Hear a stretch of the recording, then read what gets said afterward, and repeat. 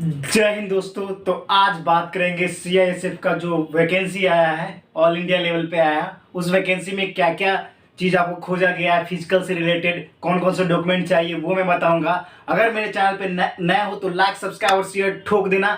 Start करें आज का सेशन। और आज का सेशन एक एक चीज़ मैंने पूरे नोटिफिकेशन पर रखे हैं और पूरे नोटिफिकेशन को आपको अच्छे तरीके से बताऊंगा। देखिए क्या क्या चीज़ आपकी जरूरत है डॉक्यूमेंट। तो स्टार्ट करते हैं आज का वीडियो और वीडियो को लाइक करके ही जाना। तो सबसे पहले बात करते हैं सीआईएसएफ। सीआईएसएफ होता क्या है, सबसे पहले यह जानना जरूरी है। सीआईएसएफ आपका होता है central industrial security force. Central industrial security force होता है सीआईएसएफ। और ये जो न्यू वैकेंसी है इसमें क्या क्या एलिजिबिलिटी क्राइटेरिया है, कौन कौन से बच्चे फॉर्म भर सकते हैं, वो सारे मैं बता रहा हूं। तो देखिए सबसे पहले बात करते हैं इसका एलिजिबिलिटी क्राइटेरिया क्या है। 10+2 आप 10+2 होना चाहिए, इंटरमीडिएट होना चाहिए with science subject. Science subject मतलब आप मैथ से है या बायो से है, दोनों चलेगा, लेकिन साइंस सब्जेक्ट से आप होना नेसेसरी है, वरना आप इस फॉर्म को नहीं भर सकते हैं। तो ध्यान में रखें, आपको 10+2 intermediate with science subject, science subject से आपको इंटरमीडिएट 12 जो है आपको किस साइंस सब्जेक्ट से होना नेसेसरी है, ये आप ध्यान में रखें। अब बात करते हैं मेल कैंडिडेट्स ओनली। इसमें फीमेल कैंडिडेट्स कोई भी फॉर्म नहीं भर सकते हैं, ये सिर्फ मेल कैंडिडेट के लिए है, ये आप ध्यान में रखें। Only for male candidates, only for male candidate, not for transgender, not for female, only for male candidates. जो भी लोग पुरुष हैं उनके लिए ये फॉर्म एलिजिबल है। अब सबसे बड़ी समस्या होती है हाइट की। बच्चे सोचते हैं सर हाइट कितना खोजता है, किसमें कितना खोजता है। तो मैंने पढ़ा और जाना कि हाइट में जो आपका है 170 सेंटीमीटर होना चाहिए, 170 cms। इससे बिल्कुल ना कम हो, ज़्यादा होगा तो बहुत अच्छी बात है, लेकिन कम 1 सेंटीमीटर भी नहीं होना चाहिए, वरना आपको फिजिकल में वो बाहर निकाल देंगे, आपको फिजिकल स्टैंडर्ड टेस्ट में बाहर निकाल देंगे। तो ध्यान रखना दोस्तों, आप अगर इसमें जाना चाहते हैं, सीआईएसएफ में जाना चाहते हैं, आपकी हाइट जो है 170 सेंटीमीटर होनी चाहिए। अब जो हाइट का मामला है वो तो आप समझ गए। अब चेस्ट की बात करते हैं, तो चेस्ट आपका 80 to 85 सेंटीमीटर के बीच में होना चाहिए, ये ध्यान रखना। इससे कम होगा तो आप डिस्क्वालीफाई हो जाओगे, आपको डिमेरिट्स पॉइंट्स मिलेंगे। तो ध्यान रखना हमेशा कि चेस्ट आपका 80 से 85 सेंटीमीटर होना चाहिए। अगर इससे थोड़ा कम होगा तो आपको कुछ मेरिट्स पॉइंट्स वो कम मिलेंगे, याद रखना। तो चेस्ट आपका 80 से 85 सेंटीमीटर होना चाहिए। उसमें मान लीजिए आपका चेस्ट 81 है तो 5 सेंटीमीटर एक्सपेंशन के साथ आपका हो जाएगा 86। अगर आपका चेस्ट 80 है तो 5 सेंटीमीटर एक्सपेंशन के साथ 85।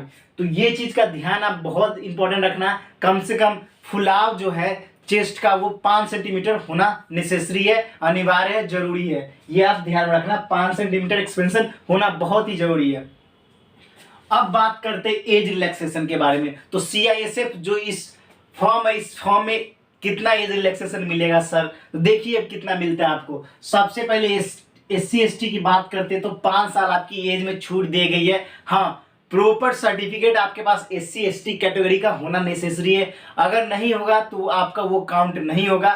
तो इसलिए SC ST का सर्टिफिकेट आपको बनवाना बहुत नेसेसरी है। ये कब तक, 5 साल तक आपको एज रिलैक्सेशन मिलेगा। अगर बात करते हैं फिर ओबीसी की, ओबीसी की बहुत इंपॉर्टेंट पॉइंट बताऊंगा आपको, बोला ना एक एक चीज बताऊंगा अच्छे तरीके से, ध्यान रखना। ओबीसी का 3 साल तक, ओबीसी का जो है वो 3 साल तक एज रिलैक्सेशन कर सकता है। उसके बाद एक सर्विसमैन, जो भी एक सर्विसमैन होंगे, रिटायर्ड सर्विसमैन होंगे, उनको 3 साल का छूट दिया जाएगा, याद रखना। लेकिन हम लोग का पंगा जो जनरल स्टूडेंट है SC ST कैटेगरी का, उनको 5 साल का छूट मिलेगा। अगर ओबीसी का है तो वो 3 साल का उनको छूट मिलेगा। तो एक चीज तो ये ध्यान में रखना। और याद रखो दोस्त, फौज में जा रहे हो, वर्दी पहन रहे हो, तो जोश जुनून दोनों होने चाहिए और फुल मेहनत करो, सपोर्ट करो। और फुल मेहनत इतना करो, फिजिकल के साथ साथ रिटर्न का भी तैयारी करना बहुत जरूरी है। मान लो आप फिजिकल निकालिए, मगर बहुत सारे बच्चे होते हैं फिजिकल में बहुत मेहनत करते हैं मगर रिटर्न में डिस्क्वालीफाई होते हैं, रिटर्न एग्जाम को पास नहीं कर पाते हैं। तो इसलिए दोनों जरूरी है। फौज का मतलब ये उसको इंटेलिजेंट बच्चा नहीं चाहिए, एवरेज बच्चा चाहिए, जो बच्चे के पास ब्रेन हो, साथ में एवरेज ब्रेन हो, साथ में फिजिकल भी अच्छा हो। बहुत इंटेलिजेंट बच्चे फौज में नहीं जाते हैं, याद रखना। बहुत सारे बच्चे टॉपर होते हैं, वो 100 में 98, 97, 90 नंबर ले आते हैं, मगर उनकी फिजिकल बहुत खराब होती है। तो हमें ज़्यादा कुछ करने की जरूरत नहीं है। पढ़ना भी है एवरेज और अपना फिजिकल फिटनेस पर भी ध्यान देना है। दोनों काम करोगे आराम से सिलेक्शन हो जाएगा। और एक और चीज लास्ट में बहुत धांसू चीज बताऊंगा जो आप 100% समझो कि आपका कंफर्म एग्जाम निकल जाएगा। वो चीज क्या है वो जरूर बताऊंगा, तो लास्ट तक बने रहे।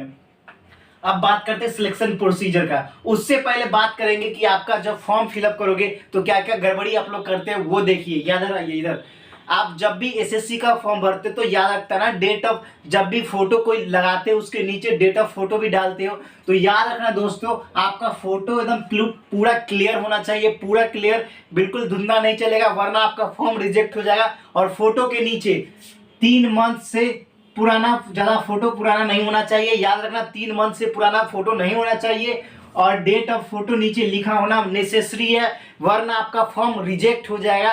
ध्यान रखो, बहुत इंपॉर्टेंट महत्वपूर्ण बात, जो आपका फोटो जो होगा, फोटो आपको लगाना है उसके साथ वो 3 महीने से ज्यादा पुराना नहीं होना चाहिए और डेट ऑफ फोटो भी उसमें रहेगा। 3 महीने से ज्यादा पुराना नहीं होना चाहिए वरना आपका फॉर्म रिजेक्ट हो जाएगा। ये एकदम कंफर्म, बहुत सारे बच्चे का इसी वजह से एसएससी में भी रिजेक्ट होता है, इसमें भी हो जाएगा। तो ध्यान रखना फोटो क्लीन नीट चाहिए, साथ में डेट ऑफ फोटो लगाना चाहिए और 3 महीने का से पुराना नहीं होना चाहिए। और सेकेंड बात, इस बार जो फेज 9 एसएससी का बहुत सारे बच्चे का जो हुआ है उसका एडमिट कार्ड नहीं आया ड्यू टू ब्लर सिग्नेचर के कारण। तो ध्यान रखना आपका सिग्नेचर ब्लर नहीं होना चाहिए।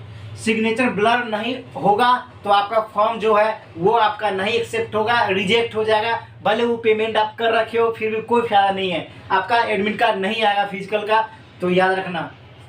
और धुंधला फोटो नहीं होना चाहिए, ये मैंने बता दिया। अब इतना तो आप समझ गए, अब समझिए सिलेक्शन प्रोसीजर। जो बच्चे आर्मी में जाता, सर आर्मी में जाना है, वो देश का रक्षा करना है, आप लोग बहुत बोलते हैं ना सर आर्मी आर्मी, देखो इसमें भी पहले फिजिकल है, फिजिकल उड़ाओ पहले। जो बच्चे बहुत दौड़ते हो ना, दौड़ दिखाओ, इसमें अपनी औकात दिखाओ कितनी आपके अंदर औकात है। तो सबसे पहले बात करते हैं रनिंग की, तो रनिंग है सबसे पहले PET test, physical efficiency test. Physical efficiency test सबसे पहले है 5 किलोमीटर, पहले 5 किलोमीटर दौड़ो 24 मिनट में, खूब टाइम बना के दौड़ो, तेज दौड़ो।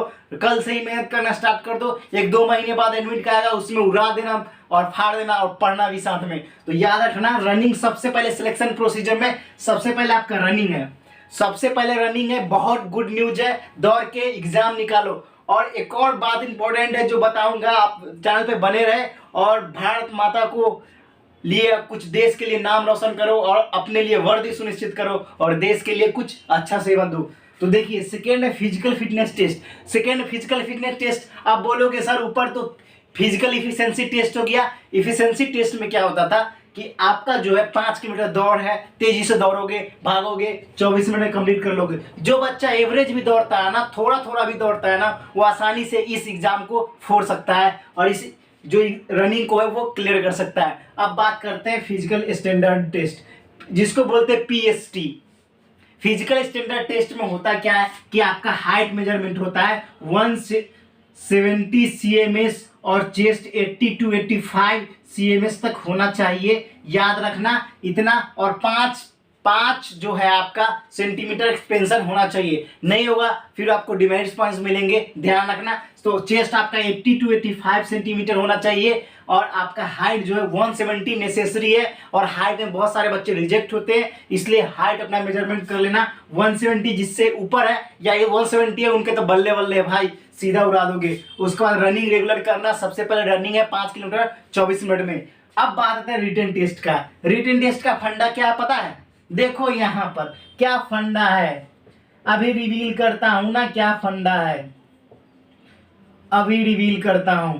रिटन टेस्ट है, आसान क्वेश्चन होगा, नो निगेटिव मार्किंग, 100 का 100 मार दो, 100 का 100 मार दो। जो क्वेश्चन नहीं आ रहा है उसे भी मारो, जो आ रहा है उसको भी सॉल्व करो। तो सोच रहे हो नो निगेटिव मार्किंग है मतलब सीधा सिलेक्शन, मेहनत किए सिलेक्शन पक्का। रिटन क्वालिफाई करोगे, पहले रनिंग क्वालिफाई करोगे, फिजिकल एफिशिएंसी टेस्ट क्वालिफाई करोगे, स्टैंडर्ड टेस्ट क्वालिफाई करोगे, रिटन टेस्ट सीधा, नो निगेटिव मार्किंग, कोई निगेटिव मार्किंग नहीं है। सीधा आप जाओ पेपर में 100 क्वेश्चन मार दो, जो आता है ठीक है, जो सही होगा वो आएगा, निगेटिव मार्किंग तो है नहीं। कोई टेंशन नहीं है दोस्तों, इससे अच्छी वैकेंसी आपको नहीं मिल सकती है, मैं वादे के साथ कहता हूं। और बिहार का करीब 110 की 120 सीट है, तो अगर आप थोड़े भी मेहनत करोगे तो सारे बच्चे से जीत सकते हो। पढ़ाई में भी थोड़ा मेहनत कर लो, फिजिकल में भी कर लो, हो जाएगा काम आपका। चेस्ट बनाओ, ये सब जरूरी है, पुशअप मारो, इंपॉर्टेंट है ये सब। अब बात करते हैं 4th नंबर।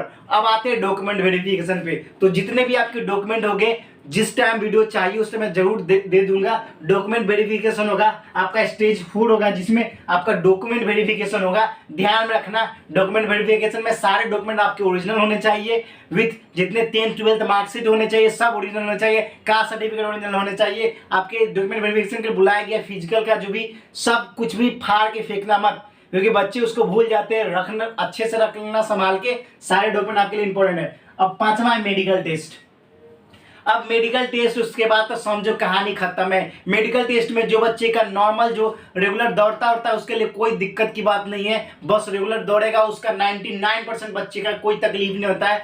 और मेडिकल टेस्ट में फेल कौन से बच्चे होते हैं, जो सोए रहते हैं, बिल्कुल फिजिकल वाले काम नहीं करते, घर में सोए रहे, लैपटॉप लिए सो गए, फिर मोबाइल चलाए सो गए, थोड़े मोड़े पढ़े फिर सो गए, तो उस सब बच्चे का मेडिकल खराब होता है। जो बच्चे रेगुलर मेहनत करते हैं, दौड़ते हैं, आर्मी की तैयारी करते हैं, वो तो यूं ही मेडिकल क्लियर कर लेंगे, ये तो मैं गारंटेड के साथ कहता हूं। और जो बच्चा आर्मी में जाना चाहता है वो हमेशा जानता है कि उसका फिजिकल A1 लेवल का होना चाहिए। तो याद रखो, सबसे पहले रनिंग 5 किलोमीटर बंदास 24 मिनट में। सेकेंड बात करते फिजिकल स्टैंडर्ड टेस्ट की, उसमें आपका चेस्ट नापा जाएगा, आपका हाइट नापा जाएगा। और third online test. Online test तो है भैया, साथ में नो निगेटिव मार्किंग है। सोच रहे हो आप गर्दा उड़ा सकते हो, नो निगेटिव मार्किंग, जो क्वेश्चन आए वो ठीक है, नहीं आए फिर भी कोई दिक्कत नहीं है। कम से कम 60 क्वेश्चन बना लोगे, उसके बाद निगेटिव तुक्का मारोगे और निगेटिव में भी कुछ सही हो जाएगा तो और प्लस होगा, और नहीं होगा तो कोई बात नहीं है, आपका मार्क्स भी नहीं जाएगा। तो दोस्तों ये नॉलेज मैं पूरे अच्छे तरीके से नोटिफिकेशन पढ़ के लाया हूं।